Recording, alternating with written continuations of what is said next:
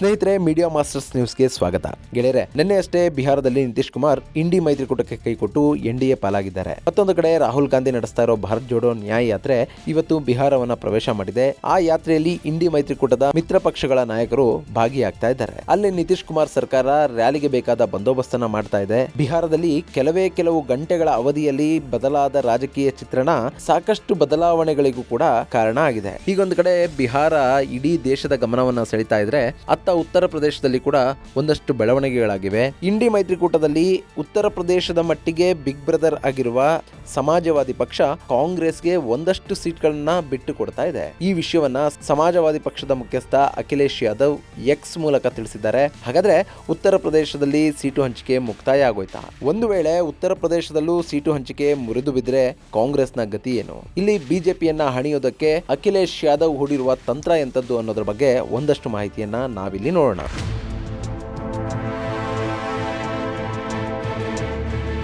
ಗೆಳೆಯರೆ, ಲೋಕಸಭಾ ಚುನಾವಣೆಯಲ್ಲಿ ಬಿಜೆಪಿಯನ್ನ ಕಟ್ಟಿ ಹಾಕಬೇಕು ಅನ್ನೋ ನಿಟ್ಟಿನಲ್ಲಿ ಇಂಡಿ ಮೈತ್ರಿಕೂಟ ಹುಟ್ಕೊಳ್ತು. ಅದು ಇನ್ನೇನು ಬಿಜೆಪಿಯನ್ನ ಕಟ್ಟಿ ಹಾಕ್ಬಿಡುತ್ತೆ ಅನ್ಕೊಳ್ಳೋ ಹೊತ್ತಿಗೆ ಅದರ ಒಂದೊಂದೇ ಎಲೆಗಳು ಉದುರೋದಕ್ಕೆ ಶುರುವಾಗಿವೆ. ಅಲ್ಲಿ ಒಂದೊಂದು ಪಕ್ಷದ್ದು ಒಂದೊಂದು ಕತೆ. 28 ಪಕ್ಷಗಳ ಒಕ್ಕೂಟವಾಗಿದ್ದ ಅದರಲ್ಲಿ ಈಗ ಇರೋದು 27 ಮಾತ್ರ.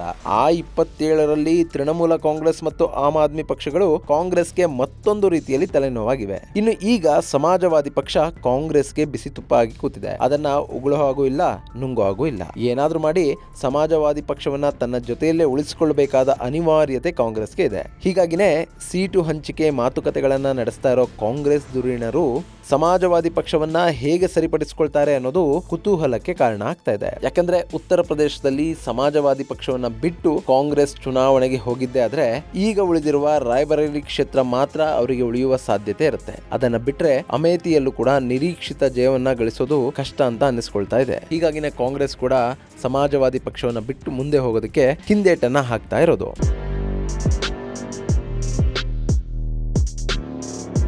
ಗೆಳೆಯರೆ, ನಿಮ್ಮೆಲ್ಲರಿಗೂ ಗೊತ್ತಿರೋ ಹಾಗೆ ಸಮಾಜವಾದಿ ಪಕ್ಷ ಉತ್ತರ ಪ್ರದೇಶದ ಮಟ್ಟಿಗೆ ವಿರೋಧ ಪಕ್ಷವಾಗಿದೆ. ಅಲ್ಲಿ ಅಖಿಲೇಶ್ ಯಾದವ್ ನೇತೃತ್ವದ ಪಕ್ಷ ಯೋಗಿ ಆದಿತ್ಯನಾಥ್ ಅವರ ವಿರುದ್ಧ ಸೆಣಸಾಡಿ 2022ರ ವಿಧಾನಸಭಾ ಚುನಾವಣೆಯಲ್ಲಿ 111 ಸೀಟ್ಗಳನ್ನ ಪಡ್ಕೊಂಡಿತ್ತು. ಹಾಗಾಗಿ ಅದಕ್ಕೆ ವಿರೋಧ ಪಕ್ಷದ ಸ್ಥಾನ ಸಿಕ್ಕಿದೆ. ಆ ಚುನಾವಣೆಯಲ್ಲಿ ಕಾಂಗ್ರೆಸ್ 2 ಹಾಗೂ ಬಿಎಸ್ಪಿ ಪಕ್ಷ 1 ಕ್ಷೇತ್ರಗಳಲ್ಲಷ್ಟೇ ಗೆಲುವನ್ನ ಸಾಧಿಸೋದಕ್ಕೆ ಸಾಧ್ಯ ಆಯಿತು. ಸದ್ಯಕ್ಕೆ ಬಿಎಸ್ಪಿ ಇಂಡಿ ಮೈತ್ರಿಕೂಟದ ಭಾಗ ಅಲ್ಲ. ಸೊ ಕಾಂಗ್ರೆಸ್, ಆರ್ಎಲ್ಡಿ ಹಾಗೂ ಎಸ್ಪಿಗಳು ಉತ್ತರ ಪ್ರದೇಶದಲ್ಲಿ ಇಂಡಿ ಮೈತ್ರಿಕೂಟದ ಭಾಗ ಆಗಿದ್ದು, ಅದರಲ್ಲಿ ದೊಡ್ಡಣ್ಣನಾಗಿ ಕಾಣ್ತಾ ಇರುವಂತದ್ದು ಸಮಾಜವಾದಿ ಪಕ್ಷ. ಇಲ್ಲಿ ಅಖಿಲೇಶ್ ಯಾದವ್ ಇನ್ನುಳಿದ ಪಕ್ಷಗಳಿಗೆ ಸೀಟು ಹಂಚಿಕೆಯನ್ನ ಮಾಡಿ ಮುಗಿಸ್ಬೇಕು. ಅದನ್ನ ಅವರು ಈಗಾಗಲೇ ಮಾಡಿದ್ದಾರೆ. ಆ ಬಗ್ಗೆ ಎಕ್ಸ್ ನಲ್ಲಿ ಮಾಹಿತಿಯನ್ನ ಕೂಡ ಶೇರ್ ಮಾಡಿದ್ದಾರೆ. ಅಖಿಲೇಶ್ ಯಾದವ್ ದೊಡ್ಡ ಮನಸ್ಸು ಮಾಡಿ ಒಂದೇ ಒಂದು ಕ್ಷೇತ್ರವನ್ನ ಗೆದ್ದಿರೋ ಕಾಂಗ್ರೆಸ್ ಪಕ್ಷಕ್ಕೆ 11 ಕ್ಷೇತ್ರಗಳನ್ನ ಬಿಟ್ಕೊಟ್ಟಿದ್ದಾರೆ. ಇನ್ನು ಒಂದು ಕ್ಷೇತ್ರದಲ್ಲಿ ಗೆಲ್ಲದ ಆರ್ಎಲ್ಡಿಗೆ 7 ಕ್ಷೇತ್ರಗಳನ್ನ ಬಿಟ್ಟುಕೊಟ್ಟಿರುವ ಅಖಿಲೇಶ್ ಯಾದವ್ ಒಟ್ಟು 80 ಲೋಕಸಭಾ ಕ್ಷೇತ್ರಗಳ ಪೈಕಿ 18 ಲೋಕಸಭಾ ಕ್ಷೇತ್ರಗಳನ್ನ ಮಿತ್ರ ಪಕ್ಷಕ್ಕೆ ಬಿಟ್ಕೊಟ್ಟಿದ್ದಾರೆ. ಇನ್ನು 62 ಕ್ಷೇತ್ರಗಳಲ್ಲಿ ತಮ್ಮ ಸಮಾಜವಾದಿ ಪಕ್ಷ ಸ್ಪರ್ಧೆ ಮಾಡುತ್ತೆ ಅಂತ ಅವರು ಹೇಳಿದ್ದಾರೆ. ಹಾಗೆ ನೋಡಿದ್ರೆ 2019ರ ಲೋಕಸಭಾ ಚುನಾವಣೆಯಲ್ಲಿ ಬಿಎಸ್ಪಿಯ ಜೊತೆ ಮಹಾಗಠಬಂಧನ್ ಮಾಡಿಕೊಂಡಿದ್ದ ಅಖಿಲೇಶ್ ಯಾದವ್ 5 ಕ್ಷೇತ್ರಗಳನ್ನಷ್ಟೇ ಗೆಲ್ಲೋದಕ್ಕೆ ಸಾಧ್ಯ ಆಗಿತ್ತು. ಅಲ್ಲಿ ಮಹಾಗಠಬಂಧನ್ನಿಂದ ಅನುಕೂಲ ಆಗಿದ್ದದ್ದು ಬಿಎಸ್ಪಿಗೆ. ಅವರು 10 ಕ್ಷೇತ್ರಗಳನ್ನ ತಮ್ಮ ತೆಕ್ಕೆಗೆ ತೆಗೆದುಕೊಂಡಿದ್ರು.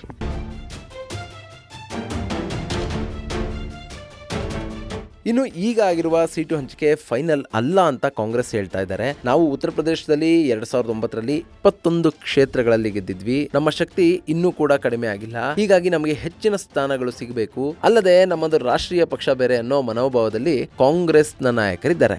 ಆದ್ರೆ ಉತ್ತರ ಪ್ರದೇಶದ ಲೋಕಸಭಾ ಚುನಾವಣೆಗಳ ವಿಷಯದಲ್ಲಿ ಕಾಂಗ್ರೆಸ್ಗಿಂತಲೂ ಹೆಚ್ಚು ಸ್ಪಷ್ಟವಾಗಿರೋದು ಅಖಿಲೇಶ್ ಯಾದವ್. ಯಾಕಂದ್ರೆ ಕಳೆದ ಬಾರಿಯ ಲೋಕಸಭಾ ಚುನಾವಣೆಯನ್ನ ಗಮನಿಸಿದ್ರೆ ಬಿಜೆಪಿ 62 ಹಾಗೂ ಅದರ ಮಿತ್ರ ಪಕ್ಷ ಸೋನೆಲಾಲ್ ಆಪ್ನ ದಳ 2 ಕ್ಷೇತ್ರಗಳಲ್ಲಿ ಗೆದ್ದಿದ್ವು. ಈ ಪೈಕಿ ಬಿಜೆಪಿ ಅತಿ ಕಡಿಮೆ ಅಂತರದಲ್ಲಿ ಜಯಗಳಿಸಿದ್ದು ಒಟ್ಟು 7 ಕ್ಷೇತ್ರದಲ್ಲಿ. ಆ 7 ಕ್ಷೇತ್ರಗಳಲ್ಲಿ ಬಿಜೆಪಿಯ ಗೆಲುವಿನ ಅಂತರ 24,000ಕ್ಕೂ ಕಡಿಮೆ ಆಗಿತ್ತು. ಅಷ್ಟೇ ಅಲ್ಲದೆ 7,000 ಮತಗಳಿಗೂ ಕಡಿಮೆ ಅಂತರದ ಜಯವನ್ನ 4 ಕ್ಷೇತ್ರದಲ್ಲಿ ಬಿಜೆಪಿ ಪಡ್ಕೊಂಡಿದೆ. ಹಾಗೇನೆ ಬಿಜೆಪಿ 5,000 ಮಾರ್ಜಿನ್ ನಲ್ಲಿ 1 ಕ್ಷೇತ್ರವನ್ನ ಕೂಡ ಕಳ್ಕೊಂಡಿದೆ. ಸೊ ಅಲ್ಲಿ ಬಿಜೆಪಿ 7 ಕ್ಷೇತ್ರಗಳಲ್ಲಿ ಮಾರ್ಜಿನ್ ನಲ್ಲಿ ಗೆದ್ದು ಬಂದಿರೋದು ಸ್ಪಷ್ಟ ಆಗ್ತಾ ಇದೆ. ಇನ್ನು 2019 ಚುನಾವಣೆಯಲ್ಲಿ ಬಿಜೆಪಿ ವಿರುದ್ಧ ಕಡಿಮೆ ಅಂತರದಲ್ಲಿ ಸೋತಿರುವ ಪಕ್ಷಗಳ ಸಾಲಲ್ಲಿ ಎಸ್ಪಿ ಮೊದಲನೇ ಸ್ಥಾನದಲ್ಲಿ ನಿಲ್ಲುತ್ತೆ. ಹೀಗಾಗಿ ಅಖಿಲೇಶ್ ಯಾದವ್ ಆ ಕ್ಷೇತ್ರಗಳ ಕಡೆಗೆ ಹೆಚ್ಚು ಗಮನವನ್ನ ಹರಿಸ್ತಾ ಇದ್ದಾರೆ. ಹಾಗೆ ನೋಡಿದ್ರೆ ಬಿಜೆಪಿ ಈ ಬಾರಿ 2014ಕ್ಕಿಂತಲೂ ಹೆಚ್ಚು ಸ್ಥಾನಗಳನ್ನ ಉತ್ತರ ಪ್ರದೇಶದಲ್ಲಿ ಗೆಲ್ಲೋದಕ್ಕೆ ಪ್ರಯತ್ನ ಪಡ್ತಾ ಇದೆ. ಇಂತಹ ಸಂದರ್ಭದಲ್ಲಿ ಮುಸ್ಲಿಂ, ಯಾದವ್ ಹಾಗೂ ಹಿಂದುಳಿದ ವರ್ಗಗಳ ಮತಗಳನ್ನು ನಂಬಿಕೊಂಡು ಬಿಜೆಪಿಯ ವಿರುದ್ಧ ಒಂದು ದೊಡ್ಡ ಫೋರ್ಸ್ ಅನ್ನ ಅಖಿಲೇಶ್ ಯಾದವ್ ಪ್ರಯೋಗ ಮಾಡ್ತಾ ಇದ್ದಾರೆ. ಈ ಪ್ರಯತ್ನ ಯಶಸ್ವಿ ಆಗಬೇಕು ಅಂದ್ರೆ ಅಲ್ಲಿ ಅವರಿಗೆ ಕಾಂಗ್ರೆಸ್ನ ಬೆಂಬಲ ಬೇಕು. ಯಾಕಂದ್ರೆ ಈ ಬಾರಿ ಮುಸ್ಲಿಂ ಮತಗಳು ಕಾಂಗ್ರೆಸ್ ಕಡೆಗೆ ಒಟ್ಟುಗೂಡಿವೆ. ಒಂದು ವೇಳೆ ಕಾಂಗ್ರೆಸ್ನ ಬಿಟ್ಟು ಚುನಾವಣೆಯನ್ನು ಎದುರಿಸಿದ್ದೇ ಆದ್ರೆ ಅಲ್ಲಿ ಮುಸ್ಲಿಂ ಮತಗಳು ಕೂಡ ಒಡೆದು ಹೋಗುವ ಸಾಧ್ಯತೆ ಇರ್ತದೆ. ಹಾಗೇನಾದ್ರೂ ಆದ್ರೆ ಅದು ಬಿಜೆಪಿಗೆ ಹೆಚ್ಚು ಲಾಭವನ್ನ ತಂದುಕೊಡುತ್ತೆ.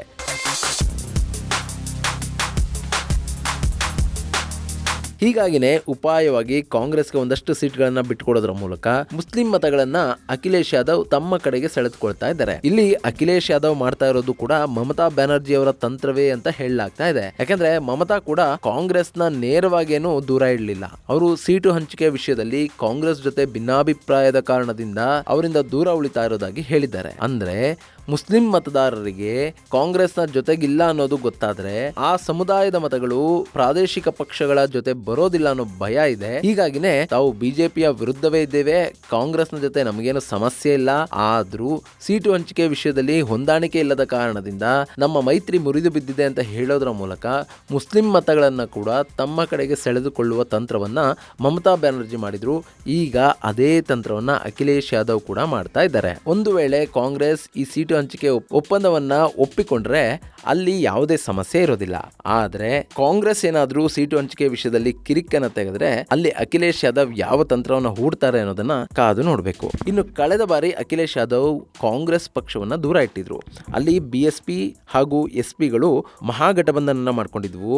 ಹಾಗೆ ಎಸ್ಪಿ ಕೂಡ 30% ಮತಗಳನ್ನ ತನ್ನ ಬುಟ್ಟಿಯಲ್ಲಿ ಇಟ್ಟುಕೊಂಡಿದೆ. ಹೀಗಾಗಿ ಎಸ್ಪಿ ಮತ್ತು ಬಿಎಸ್ಪಿಗಳು ಒಂದಾದ್ರೆ ಅಲ್ಲಿ ಬಿಜೆಪಿಗೆ ಸೋಲುಂಟಾಗುತ್ತೆ ಅನ್ನೋ ಲೆಕ್ಕಾಚಾರಗಳು ಕಳೆದ ಬಾರಿಯ ಚುನಾವಣೆಯಲ್ಲಿ ಇದ್ವು. ಆದರೆ ಮೇಲ್ಮಟ್ಟದಲ್ಲಿ ಆದ ಮೈತ್ರಿ ಮಾತುಕತೆ ಕೆಳಮಟ್ಟದಲ್ಲಿ ಫಲ ಕೊಡಲಿಲ್ಲ. ಅಲ್ಲಿ ಪರಸ್ಪರರ ವಿರುದ್ಧ ರಾಜಕೀಯವನ್ನ ಮಾಡಿಕೊಂಡು ಬಂದಂತಹ ಎಸ್ಪಿ ಹಾಗೂ ಬಿಎಸ್ಪಿಯ ಸ್ಥಳೀಯ ನಾಯಕರು ಒಂದುಗೂಡೋದಕ್ಕೆ ಸಾಧ್ಯ ಆಗಲಿಲ್ಲ.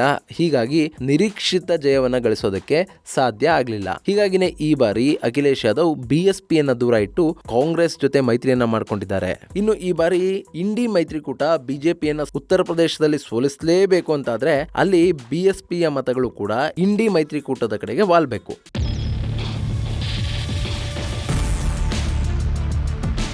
ಆದರೆ ಈಗಾಗಲೇ ಬಿಎಸ್ಪಿಯ ನಾಯಕಿ ಮಾಯಾವತಿ ತಾನು ಯಾವುದೇ ಮೈತ್ರಿಕೂಟಕ್ಕೆ ಸೇರೋದಿಲ್ಲ, ತನ್ನ ಪಕ್ಷ ಸ್ವತಂತ್ರವಾಗಿ ಸ್ಪರ್ಧಿಸುತ್ತೆ ಅಂತ ಹೇಳಿದ್ದಾರೆ. ಹೀಗಾಗಿ ಅಲ್ಲಿ ಮತ ವಿಭಜನೆ ಆಗೋದು ಸ್ಪಷ್ಟವಾಗಿ ಕಾಣ್ತಾ ಇದೆ. ಇದರ ಜೊತೆಗೆ ಅಲ್ಲೊಂದು ರಾಜಕೀಯ ಆಟ ಕೂಡ ಆಗಬಹುದು.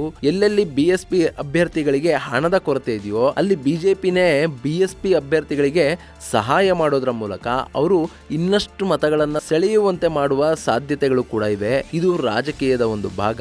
ಅಲ್ಲಿ ಬಿಎಸ್ಪಿ ಅಭ್ಯರ್ಥಿಗಳು ಸ್ಟ್ರಾಂಗ್ ಆದಷ್ಟು ಅದರ ಹೊಡೆತ ಎಸ್ಪಿ ಹಾಗೂ ಕಾಂಗ್ರೆಸ್ಗಳ ಮೇಲೆ ಬೀಳಲಿದೆ ಅನ್ನೋದು ಬಿಜೆಪಿಗೆ ಚೆನ್ನಾಗಿ ಗೊತ್ತಿದೆ. ಹಾಗಾಗಿ ಬಿಜೆಪಿಲಿ ಎಲ್ಲಾ ತಂತ್ರವನ್ನ ಪ್ರಯೋಗ ಮಾಡುವ ಸಾಧ್ಯತೆಗಳಿವೆ. ಗೆಳೆಯರೆ, ಉತ್ತರ ಪ್ರದೇಶದಲ್ಲಿ 79.73% ಹಿಂದೂಗಳಿದ್ದಾರೆ. ಅಲ್ಲಿನ 71 ಜಿಲ್ಲೆಗಳಲ್ಲಿ 70ರಲ್ಲಿ ಹಿಂದೂಗಳೇ ಬಹುಸಂಖ್ಯಾತರು. ಇನ್ನು ಅಲ್ಲಿ 19.2% ಮುಸ್ಲಿಮರಿದ್ದು ಒಂದು ಜಿಲ್ಲೆಯಲ್ಲಿ ಅವರ ಪ್ರಭಾವ ಹೆಚ್ಚಿದೆ. ಅದರ ಜೊತೆಗೆ ಸಿಖ್, ಜೈನ್, ಬುದ್ಧಿಸ್ಟ್ ಸೇರಿದ ಹಾಗೆ ಇನ್ನುಳಿದ ವರ್ಗಗಳ ಜನ 1.01% ಸೊ ಮುಸ್ಲಿಂ ಮತಗಳು ಇಲ್ಲಿ ನಿರ್ಣಾಯಕ. ಆದರೆ ಮುಸ್ಲಿಂ ಮತಗಳನ್ನು ನಂಬಿಕೊಂಡೇ ಮುಸ್ಲಿಂ ಮತಗಳಿಂದಲೇ ಅಲ್ಲಿ ಲೋಕಸಭಾ ಚುನಾವಣೆಯನ್ನು ಗೆಲ್ಲೋದಕ್ಕೆ ಸಾಧ್ಯ ಆಗೋದಿಲ್ಲ. ಮುಸ್ಲಿಂ ಮತಗಳ ಜೊತೆಗೆ ಇನ್ನಷ್ಟು ಸಾಂಪ್ರದಾಯಿಕ ಮತಗಳು ಎಸ್ಪಿ, ಆರ್ಎಲ್ಡಿ ಹಾಗೂ ಕಾಂಗ್ರೆಸ್ನ ಕೈ ಹಿಡಿದ್ರಷ್ಟೇ ಅಲ್ಲಿ ಬಿಜೆಪಿಗೆ ಸಮಸ್ಯೆ ಉಂಟಾಗುತ್ತೆ. ಆದ್ರೆ ಅದು ಸಾಧ್ಯ ಆಗುತ್ತಾ? ಯಾಕೆ ಈ ಮಾತನ್ನ ಹೇಳ್ತಾ ಇದ್ದೀನಿ ಅಂದ್ರೆ, ಕಳೆದ ಬಾರಿ ಅಂದ್ರೆ 2019ರಲ್ಲಿ ಬಿಜೆಪಿ ಗೆದ್ದಿರುವಂತಹ 62 ಕ್ಷೇತ್ರಗಳ ಪೈಕಿ 48 ಲೋಕಸಭಾ ಕ್ಷೇತ್ರಗಳಲ್ಲಿ ಅವರು 50,000ಕ್ಕೂ ಅಧಿಕ ಮತಗಳ ಅಂತರದಲ್ಲಿ ಗೆದ್ದಿದ್ದಾರೆ. ಇನ್ನು 6-7 ಕ್ಷೇತ್ರಗಳಲ್ಲಿ 30,000ಕ್ಕೂ ಹೆಚ್ಚು ಅಂತರವನ್ನ ಬಿಜೆಪಿಯ ಅಭ್ಯರ್ಥಿಗಳು ಹೊಂದಿದ್ದು 42ಕ್ಕೂ ಹೆಚ್ಚು ಕ್ಷೇತ್ರಗಳಲ್ಲಿ 1 ಲಕ್ಷಕ್ಕೂ ಅಧಿಕ ಮತಗಳ ಅಂತರದ ಗೆಲುವು ಬಿಜೆಪಿಯ ಸಂಸದರಿಗೆ ಸಿಕ್ಕಿದೆ. ಸೊ ಉತ್ತರ ಪ್ರದೇಶದಲ್ಲಿ ಬಿಜೆಪಿ ತುಂಬಾನೇ ಗಟ್ಟಿಯಾಗಿ ತಳವೂರಿದೆ.